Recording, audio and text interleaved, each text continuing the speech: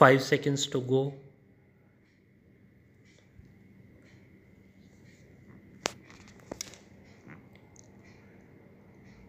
Start. We stand in the middle of the 20th century, and this period has seen far reaching changes all over the world. There have been wars and revolutions. The tempo of change is very great. Any plan that we make, like this 5-year plan, is subject to the great political, economic, and technological changes that we are witnessing. All of us have some kind of ideology, some kind of philosophy of life. We may not be philosophers, but without some kind of philosophical or ideological approach, we would have no yardstick to measure things by. And yet, our ideologies and philosophies of life somehow do not fit in with this middle of the 20th century. This may be due to the fact that though facts change and circumstances become different, we still hold on to old lines of thinking. The human mind is singularly conservative and it does not change easily.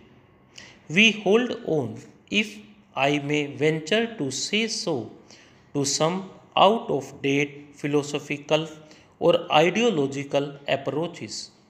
Take the question of war.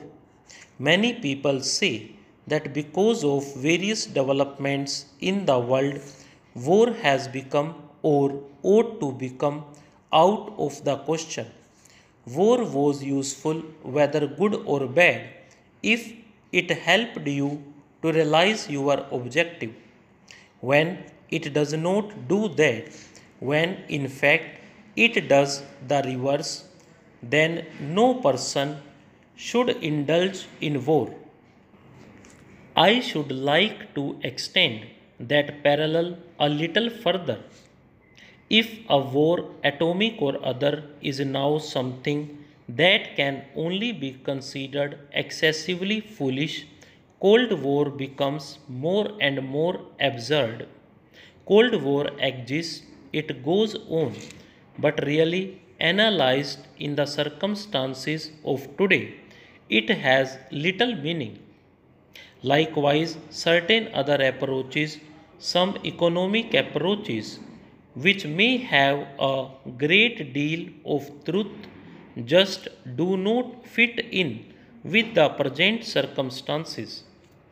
The major fact of today is the stupendous growth of technology, the tremendous growth of the productive apparatus of society, the tremendous power that human beings possess and are likely to possess in the form of atomic energy.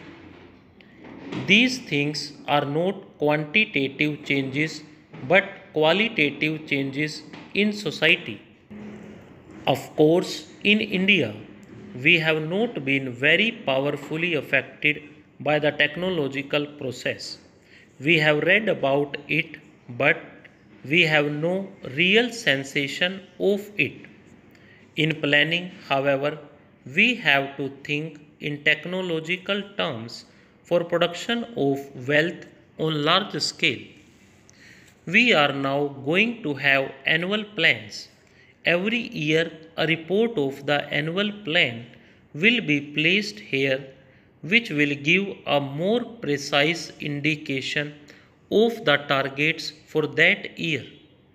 I hope to place a report of the annual plan of the first year of the second 5-year plan before this House during the next session. We have said that our objective is a socialistic pattern of society. I do not propose to define precisely what socialism means in this context because we wish to avoid any rigid or doctrinaire thinking. Even in my life, I have seen the world change so much that I do not want to confine my mind to any rigid dogma. But broadly speaking, what do we mean when we say socialist pattern of life? We mean a society in which there is equality of opportunity and the possibility for everyone to lead a good life.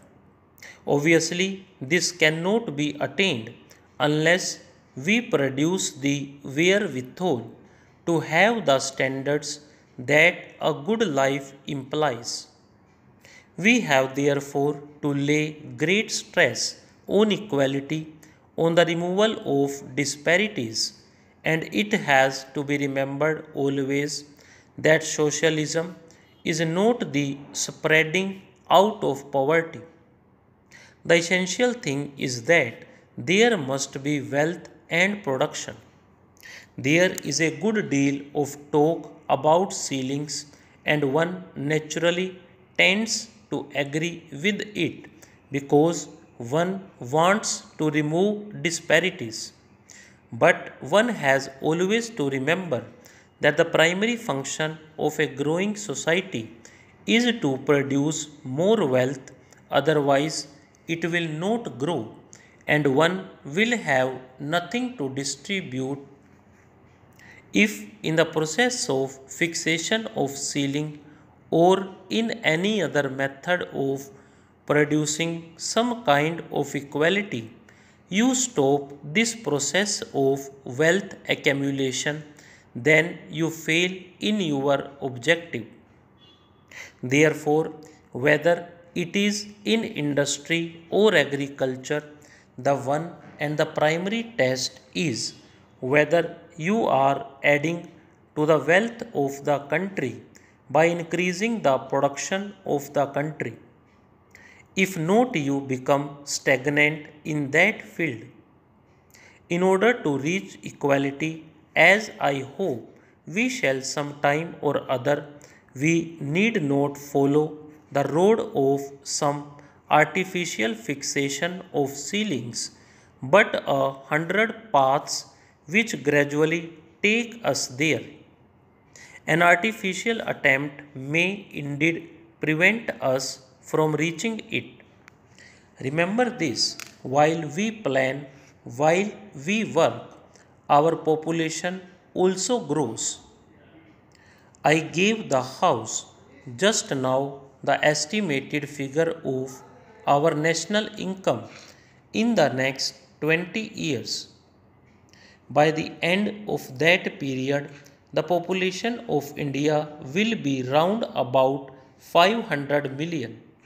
This rate of population growth is not that very great. Stop.